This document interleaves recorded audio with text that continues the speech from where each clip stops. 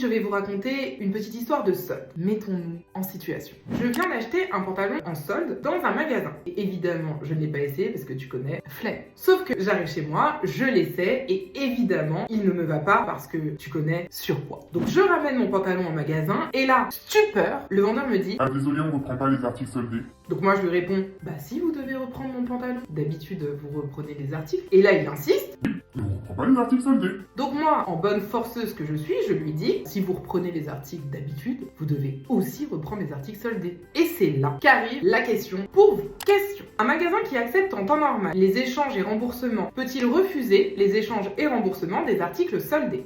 Réponse A, oui, il peut refuser. Réponse B, non, il ne peut pas refuser.